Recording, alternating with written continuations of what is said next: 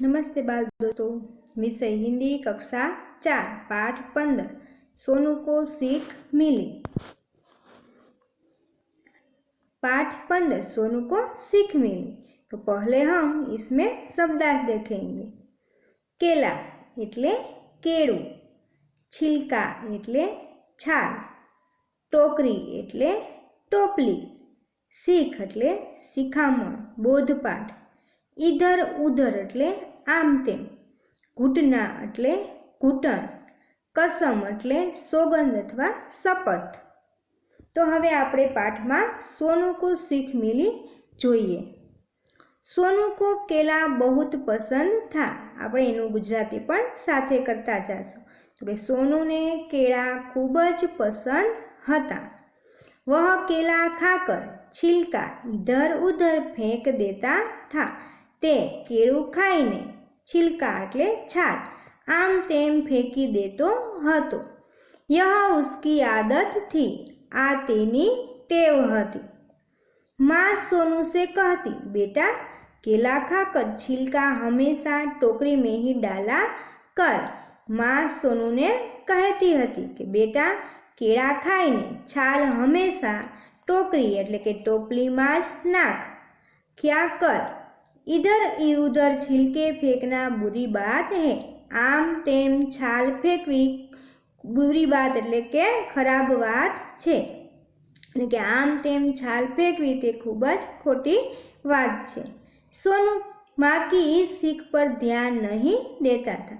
सोनू छे तेनी मानी आ सीख एनी उपर એટલે કે શિખામણ ઉપર એના મમ્મી આપતા હતા તો એની ઉપર તે ધ્યાન આપતો ન હતો। એટલે કહે છે કે સોનુ તેની માની આ सीख पर એટલે કે આ શિખામણ पर ध्यान આપતો ન હતો।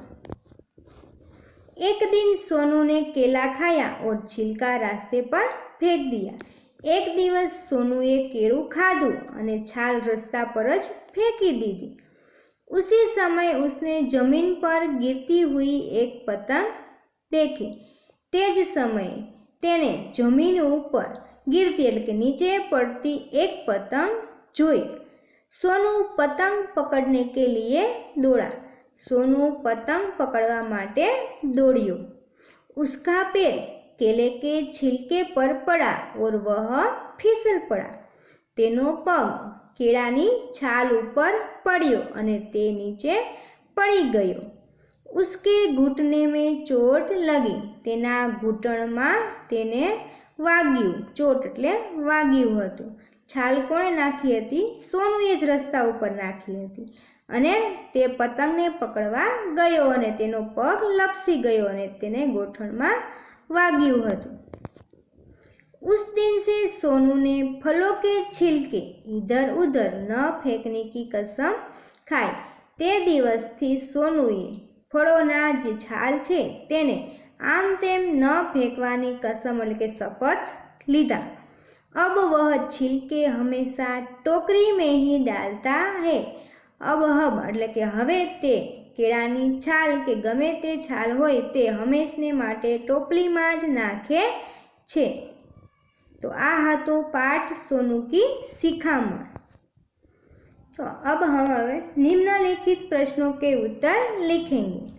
पहला प्रश्न, सोनू की क्या आदत थी? सोनू केला खाकर छिलका इधर उधर फेंक देता था। वह उसकी आदत थी। माँ सोनू से क्या कहती थी? माँ ने कहा कि बेटा केला खाकर छिलका हमेशा टोकरी में ही डाला कर।